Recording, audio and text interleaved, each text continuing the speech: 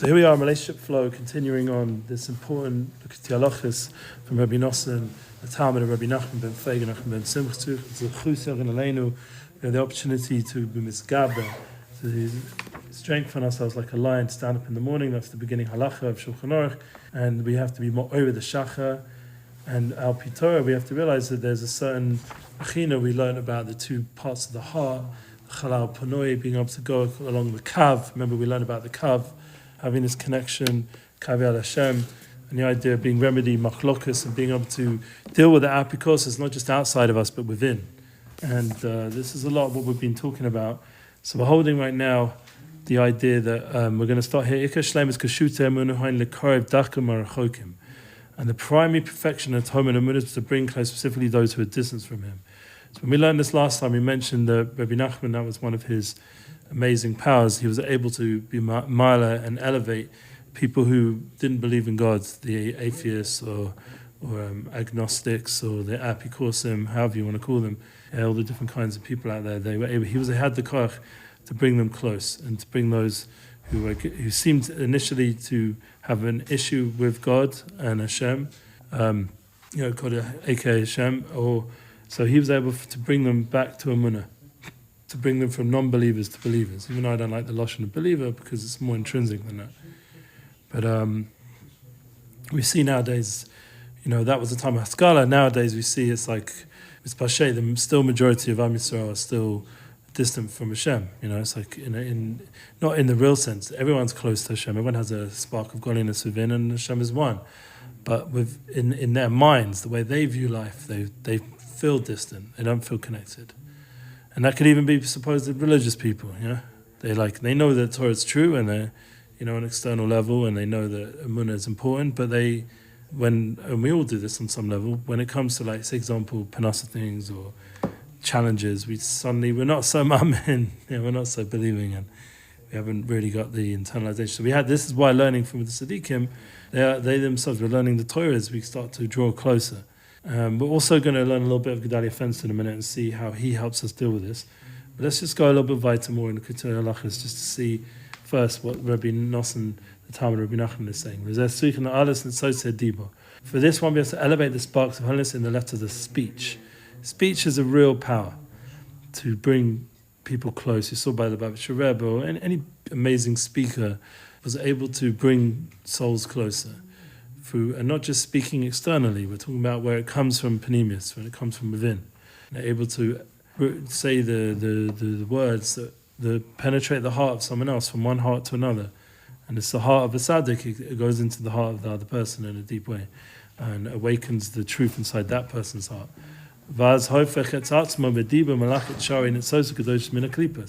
Then when these holy sparks begin to ascend, the faculty of speech turns itself around and gathers up the remaining sparks of holiness from the klipa, from the forces of evil, God forbid. So we see nowadays, that people want to explain what evil is. Like Nissim Black's doing a podcast, and he's going to be singing tomorrow, Bez Hashem, in Yerushalayim, Kimitzi and Teitei Torah.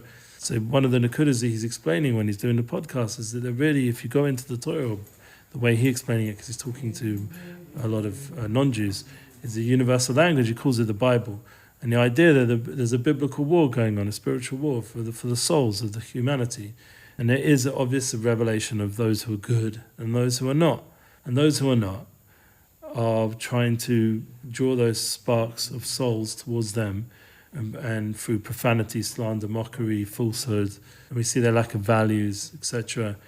And obviously the tzaddikim and the good people, even say someone like Trump, who's maybe not the biggest tzaddik, but he's definitely fighting evil. The fact that evil hates him so much and he's so busy fighting it is a proof that he has a certain godly mission, to do before Mashiach comes.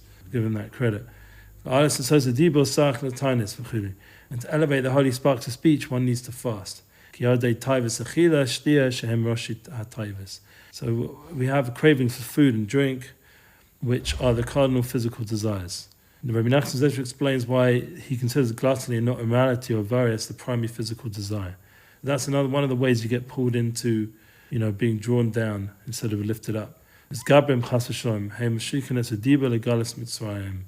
And this is where we're trying in Parshas Shovavim, in Parshas Yisro, with Kabbalas Torah. That's the right form of speech, But it's all about, as the first mitzvah we learned today with Shlomo Katz, from Shlomo Kalibach, we're sitting in Shir David, so we give credit to the host, Baruch Hashem, the idea that we had in the morning shir of Evan Shlomo, that the whole mitzvah of Anochi Hashem Elokecha, the mitzvah of Emuna, is that Hashem took us out from the base of Adim, from being slaves in Mitzrayim, and our dibur was enslaved, our speech. Peira is paro, it's his paro. Whereas Moshe is Osius Hashem. It's all about the name, about elevating the speech to the name, to Hashem. It's the tikkun of speech. So they drew, God forbid, the speech into exile, into Mitzrayim, making it impossible to speak words of holiness. These desires undermine holiness. People's questions of Emuna increase. Now, Asrichin, Achrei Kedush Lo Yinachu, the Dabik Achrei Kedush Lo Yinachu, is then attached back to holiness. Did you find it, by the way? No, I saw Srichin, so I got excited. It's the wrong one. I don't know where this is. Conceal them so as to prevent the cleaves from drawing from any more than a bare minimum sustenance. The Devekus Achrei Kedushu Oida Tainus. And the attachment on the backs of holiness is through fasting. Look for the word tainus. Maybe it will come up while I'm going to read a little bit of Gedale here in a second. So you have to understand, Rebbe Nachman accomplished a tremendous amount. One of the we can't even understand how much he accomplished. And one of the reasons why we're learning now in 5, 7, 8, 6, and so many people getting chizik. We have Likutei Halachos, we have Baruch Hashem Shirim going on all around the world, and Mashpiyim of Breslov and Torah. I was just, all the time. I was just in Ramat Beit Shemesh, and I was by the Breslov yeshiva there. I taught there one time, and then recently I went back for Shabbos, for Simcha, this past Shabbos, and I went below Shabbos and hanged out with the Bachrim. And we were talking in Torah from Rabbi Nachman, and you see the whole chevra of English Bachrim, and it was Geschmack below Shabbos, spend time with them and learn a little bit of Torah from Rabbi Nachman. You see that there's a bikush, there's a desire to connect to Rabbi Nachman, and we know that both Nissim Black and Gedale Fenster are all focused in on the Torahs of Rabbi Nachman. So Rabbi Nachman accomplished so much because of his tainism, his fasting, but he himself was modeh, says in his Sfarim, and I think in the Sikh Saran and other Sfarim, talk about him, his life, the idea that Rabbi Nachman was on a madrega of Hisbodedus that was much higher than any of the fasting, and if he would have known more about the koach of Hisbodedus, of talking to Hashem in privacy, he would have done much more of that and less fasting. And what would have been the nafkamina, the important point, is when you fast, unless, nowadays there's all these methodologies of fasting where it's a bit more safe, but back then if you're fasting, you're probably ruining a bit your body. Yeah, and with him it ruined it a lot, so unfortunately he passed away younger. I'm not saying he would have lived long if he would have just done Hisbodedus instead, because who knows. But the point of what he's trying to say is that Hisbodedus is much greater than fasting. And using speech properly is a powerful way to fast as well, because it's called Tainus Dibur. You control your speech. It's a very powerful form, because everyone wants to speak, and you channel that koach of speaking in the correct way. The whole idea he talks about here, panim and achor. I don't know if you've heard this idea, but we want to be busy with panemius, not the back. The back is, if you turn your back to someone, we want to be with panemius. There are teachers he says the idea of, we've talked about this concept of klipa, of shells, that so the sparks get caught up in them, and they're sustaining the klipa, which is not what we want to do. We want to release those klipa. The force of evil, we want to overcome that and release those sparks. And he has other Torahs on fasting, we'll see at another point. But if you come here into Gedale Fenster, he says, one of my favourite lines, that you shouldn't stuff your face. Yeah? Why? You should face your stuff. Face your stuff, don't stuff your face. Good line. And he says that when emotions lead our story. Now we're going to read this, and this is from David Hawkins, a book inspired by the book Letting Go, which is the whole point of this book is surrender.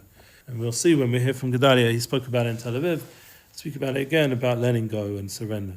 When we push down our emotions instead of dealing with them, they eventually find a way out. Our mind creates situations in our lives that matches these hidden feelings. For example, if you're holding in sadness, you'll find yourself in sad situations. If you're suppressing fear, scary things seem to happen around you. If you're boiling up anger, irritating circles keep appearing. If you're hiding feelings of pride and insecurity, you often feel disrespected. This happens because what? Because we notice things that match our inner feelings. We unconsciously behave in ways that create these situations. We interpret neutral events through the lens of our hidden emotions. The main message is that expressed feelings shape our experiences. By acknowledging and processing our emotions instead of suppressing them, we can change the kinds of situation we encounter in life. Hear that? This is big inner avoda. I was talking about it with someone today. Like, you have to, I'll send him the class. Hopefully he'll listen. He has his own understanding of it himself. He's done a lot of inner work. But it's something we were talking about, so it's important to learn about it in the form of Torah.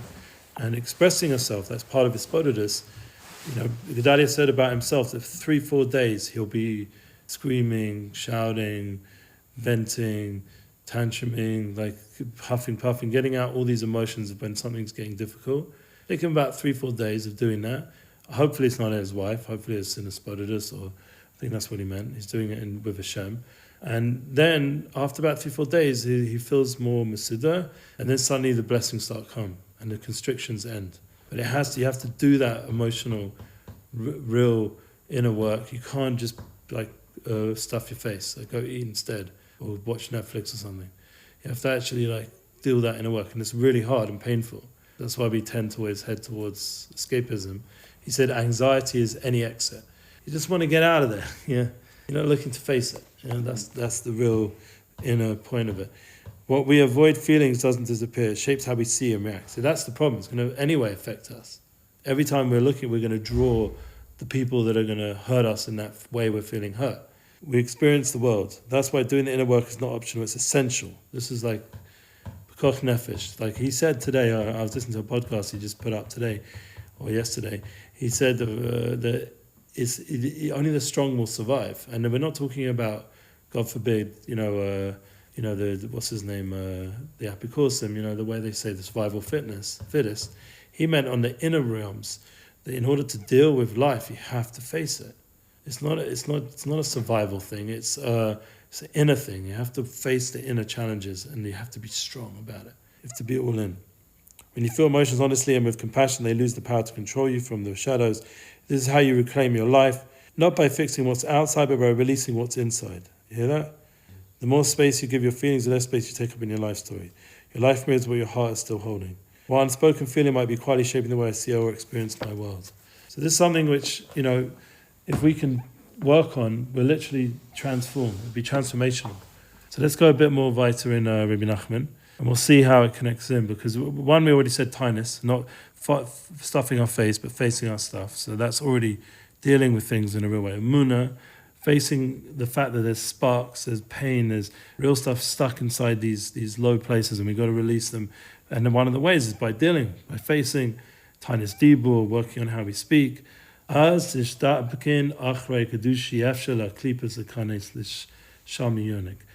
deep Kabbalistic concept, but when the backs of holiness are attached and concealed through fasting, it becomes impossible for the klipot to enter there and draw sustenance from the power of holiness. So by us fasting, and I would say more for our generation, it's tinus dibur than it is from food. Obviously, we can do the tinus of the rivet, which means when we're in the middle of eating, hold back a little bit. Don't just destroy that pizza, give it a minute, and maybe even hold back on one slice and give it to someone else or something. Just a little bit of refinement, and that's a tremendous achievement in the midst of eating, not eating b'chlal. Az nisgalen aponim shel kedusha gedale lahotzi bilam mepiem v'chuli v'az ponim kol hachokim lemunas Yisrael. Hashem engineers this so that all those who are spiritually distant. Because what's bilam? What was bilam? His lashon beleah. It means to swallow. Swallowed up the klipas. Swallowing. The whole Chodesh Shvat and Shovavim is a tikkun of the os sadik, which is the os connected to swallowing. It's the sadik is soveya. He gets satiation from minimal food. He doesn't need to overly swallow. Whereas bilam is just all the time is swallowing. More and more. Give me more. Give me more. There's a song or something like that, I think. Right? Well, all the the real low-level songs out there, money, money, money, all this stuff, It's it's all the videos, the rap videos, it's all just more and more swallowing, more and more tivers. And you don't get nothing from it because it's just empty, but it's this instant, endless desire for more and more things. So Shvat comes along and reminds us, Shovavim, comes Kabbalas Torah, reminds us that the true Tanug is Torah, the true Tanug is Deveikus to Hashem, Hashem is one, Hashem's giving us Asadibras, Kabbalas Torah, we're renewing our relationship with Him. And then we're not drawn into all this low-level stuff. As Ponim Karachokim Lemunas Yisrael. And so that all those are distant then turn to Emuna. And we start to get back into like we were by Kabbalah Torah. We start to get back into Am Emuna, a nation of Emuna. And what's going to happen when that happens? I will turn the nations to a pure language. The nations also will follow. Then hip-hop won't be this low thing, or be Nissim Black, yeah? Or the DJs will suddenly be playing songs about Emuna, yeah? Hafuch Daika, this emphasis on I will turn, Safa Brua, Bechinas Adiba, Nisbara Ben Beinim, Hu Hofech Panav, Ala Amim. This means that the pure language, namely the aspect of speech, has been refined, extract from the mitzvah klipa turns its face to the nations. Gedale Lachit Mehem Shayin et Sosa Kedusha. In order to gather up from them the remaining parts of holiness, Aznis Kaim Lekvar Kulam B'Shem Hashem. And then the continuation, they all will proclaim in the name of Hashem is realized. Zeh Bechinas Kushutei Emuna. This is being the concept of adornment of Emuna. It's an adornment. So the Zohar is teaching us who is beautiful maiden who has no eyes. Her body is concealed revealed. She emerges in the morning, but over the course of the day becomes covered. She adorns herself with ornaments that were not previously there. It's a Madrega, this is the Zohar. The idea that she has no eyes, we're going to see next time we learn, the Emuna renews itself. Each morning you get a new level of Emuna. And what happens, the day comes, all the daily burdens, and it starts to obscure our Emuna. That's one of the reasons why we have Mincha in the middle of the day, to reconnect, Marav, learn a little bit of Torah. Suddenly we're awakening our Emuna again. So it's not obscured. And that's why this day, we start off Rabba B'Nasech, every morning with a renewed Emuna. And we have to constantly fight the whole day to hold on to it. But Shachris is the key to plant it strong, a bit of learning as well. And then you go into Mincha, then you go into Marav, and you left it up all three parts of your day with Shachris, Mincha, Marav, Emuna, with Avram, Yitzchak, Yaakov, with the shorish of who we are, the essence of who we are, that we're part of the of Hashem. We're one with Hashem. It says in the Eika, your Emuna is great. It refers to Hashem's faithfulness. Rabbi Nachman refers to a person's Emuna that emerges each morning anew, having been strengthened and made great by the nighttime devotions. So that's another Nakuda. It's also tali on the night, how we go to bed. And that's why it's good that we're learning now at night, because that gives us strength to go. Now, how does this help with our relationships? So a woman, she needs us, and this is where I need tremendous help. It's good that it's the end of the year, so if my wife listens, hopefully try and get to this point. Yeah, but the idea that, halavai, that davening with this, the Sadiqim and the Shir and all the Chizukei Rabbim we're going to be doing tomorrow night with Gedalia and Nissim, and please God, there'll only be Sneas, or be Shmir, Leon, everyone have a good time and protection, and all the money will go towards holy things, and all the energy will bring more people closer to Hashem, and all the women and the men will be together soulmates. But in the merit of all the good that's going to be accomplished by Hashem, the Jezocha to learn to talk to our wives, and not just that, our soulmate, that should be able to give her time for her to express. The real key to get somewhere, she needs sometimes 3 or 4 days, as Gedale was saying, of just connecting about certain issues that are bothering her. So you're thinking, wow, it's again and again, she goes on and on, yeah? But what it does is it gets to that point, like we need to do it with Hashem, she does it with us, and we can then get to what's underneath that, which is a tremendous purity and blessing and goodness that the women walk around with. They're intrinsically connected to Hashem's will. Karatzona, they were built, they say a bracha as a karatzona, they're made with Hashem's will. So they have in them a very intuitive connection to Hashem, if they're in touch with themselves. But they need to work through all the emotions surrounding that to get to that part of themselves. And then once they're in that space, in that flow, the kind of Bina Yisera they have is Moridik. But we have to give them the time and the focus and the prioritization and the dedication so they feel validated and they feel heard, and then they're able to express, and now they become our best ally. Literally, they will give you the best business advice. They'll tell you stay away from that person. Someone I know, he aligned with certain business partners that were not good, and his wife and his friends, good friends, had told him that maybe not. Yeah, that's one of the things Nissim Black, when he went to Rebbe Shalom Aruch, she said, the most important thing in your business is make sure you have good people in your team. And that's a process. You have to constantly, I feel honored Gedalia chose me to help him this tour. That's a compliment, because I know he's good, and hopefully it means I'm good. He's choosing me to help him. And hopefully all the money, all the shefa will go, as I said, to a good place. But this is the idea that there's a certain validation of the person in front of you that you can hear them, and it's not easy. It's probably, for me, it's one of the hardest things in the world. I don't know if you relate, but to sit and listen to a woman expressing her emotional pain, especially when it's a lot to do with you, meaning you've created some of that pain. You're the source of it. You're not actually solving it. There's certain things you're lacking that you're not helping her with, and it's causing her pain. She'll stay married to you, because she loves you deep down, but she really wants you to work on it and really wants you to grow and really wants you to accept what she's saying. And the more you hear it, the more she's actually giving you a very deep advice and helping you improve. So it takes a real person to do this kind of inner work, but it's the real key to fixing up our speech and to come to these levels of renewed Emuna and to bring people closer and bring back sparks of holiness that get lost and souls that get lost. And you see someone like Gedale, he's bringing back souls on a big level. You know how many people he sponsored to come to this year as well? I got messages from people today. They're being sponsored by him to come to this year. They were asking me about something. So meaning he's like paying for a whole bunch of people that they don't have to pay. Or we're also doing a student pricing. There's lots of people who are single, who couldn't afford the full price, and we gave them student pricing. All these kinds of chesed going on. It's not a moneymaker. Like at the Tel Aviv event, he gave over $10,000 to the rabbi. And he said he can keep all the ticket sales. Do you understand what that means? It means not only did he not take money for it, he donated and he gave them all the money that came in. Because he wants to help bring souls back. And in Tel Aviv, that organization's doing that. And in Yerushalayim, all the people involved, he'll cover costs and he'll help soldiers and people that have gone through crisis in the last 2 years. Each thing he's doing, it's about how can he help. And it just opens up a different level of kind of elevating souls and bringing souls back.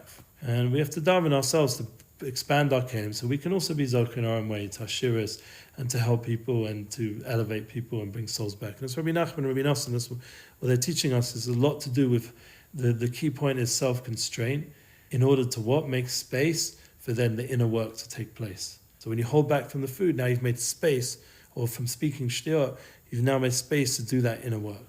And that's really where the real growth will come. And Bez Hashem, with that, we'll be zocher to all the brachas. Amen v'amen. And a good Shabbos. Kabbalas Torah.